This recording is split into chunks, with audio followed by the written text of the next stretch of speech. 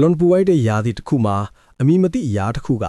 လေသမားတွေရဲ့ပြောင်းကဲမရကနေဖြတ်ပြန်သွားပါတယ်။နောက်ကလည်းရဲတွေလိုက်ဖမ်းနေရပြီးမိသက်ကားတွေလည်းအသင့်ပြင်ခံခဲ့ပါတယ်။တကယ်ကသူတို့လိုက်နေတာ heat blast ပုံစံတန်တေပြောင်းကောင်လေးတယောက်ဖြစ်နေပါတယ်။အဲ့ဒီကောင်လေးက Alan ဖြစ်ပြီး Grover's Mill မြို့မှာဖြစ်နေတဲ့မီးလောင်မှုတွေနဲ့ပတ်သက်ပြီးတန်တရားရှိသူအဖြစ်ဖမ်းဆီးမေးမြန်းခြင်းခံနေရပါတယ်။ Alan မှာ plumber တစ်စိတ်တစ်ခုလည်းရှိနေပါတယ်။အဲ့ဒီတစ်စိတ်ကအချက်ပြမှုတစ်ခုပြုလုပ်နေခဲ့ပြီးဘန်ဒိုအုပ်စုကအဲ့ဒီအချက်ပြမှုကိုရရှိခဲ့ပါတယ်။ဘန်ဒိုလည်းသူ့အဖို့စီကအချက်ပြမှုထင်ပြီးအချက်ပြရနေရာသို့တွားရောက်ခဲ့ပါတယ်။တစ်ဖက်မှာလည်းကောင်လေးကအလွန်အေးတဲ့နေရာမှာဖမ်းဆီးခံထားရပြီးနောက်ဆုံးမှာအပူချိန်မြင့်လာတဲ့သူ့တတွေးနဲ့ပဲလက်ထိတ်ကိုဖျက်ခဲ့ပြီးလွတ်မြောက်လာခဲ့ပါတော့တယ်။ဘန်ဒိုရောက်ရှိသွားတဲ့အချိန်မှာတော့Alan လုခဲ့တဲ့နေရန်ကအပေါက်တစ်ခုရဲ့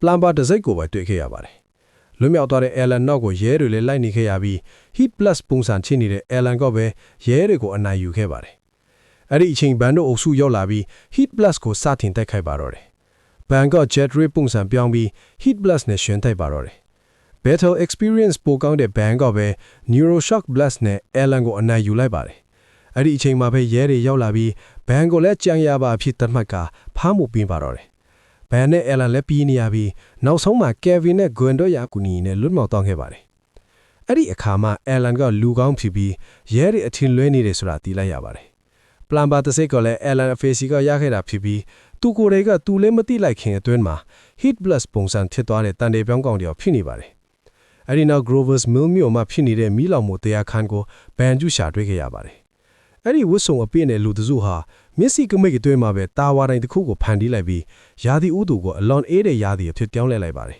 ။ဘန်တို့ရောက်သွားတဲ့အချိန်ဝတ်စုံတဲ့လူတွေဟာလည်းအရင်အပိုင်းမှာတိုက်ခိုက်ခဲ့တဲ့ DN alien တွေတာဖြစ်နေပါတော့တယ်။သူတို့ရဲ့လက်နဲ့ရောင်ကြီးဟာထိတဲ့လူကိုကြောက်ရွံ့ဖြစ်ပြောင်းသွားစေပါတယ်။ဘန်ဟာ Swanfire ပုံစံပြောင်းပြီးတိုက်ခိုက်ခဲ့ပေမဲ့နောက်ဆုံးမှာဘန်အပါအဝင် Kevin, Gwen နဲ့ရဲဝေလည်းကြောက်ရွံ့ဖြစ်အပြောင်းခံလိုက်ရပါတော့တယ်။နောက်ဆုံး Alan တရားသာကြံခဲ့ပြီးကြောက်ရွံ့ပြောင်းမှုကြိုးစားခဲ့ပေမဲ့အလုံးအပူချိန်မြင့်တဲ့ heat blast ရဲ့ခန္ဓာကိုယ်ကိုပြောင်းလို့မရထင်နေခဲ့ပါတယ်။ဘန်လည်းလက်မှတ်တစ်စိမ်အပူထိုးလွတ်ကပြန်လဲလွတ်မြောက်လာပါတော့တယ်။ဘန်ဟာအနီးကပြောင်းပင်တွေကိုထိန်းချုပ်ပြီး DN alien တွေကိုအနိုင်ယူလိုက်နိုင်ပါတယ်။နောက်ဆုံးမှာဘန်နဲ့ Alan တို့နှင်းရောင်ပြောင်းပြီးတာဝါကြီးကိုဖျက်ဆီးဖို့ကြိုးစားခဲ့ပါတယ်။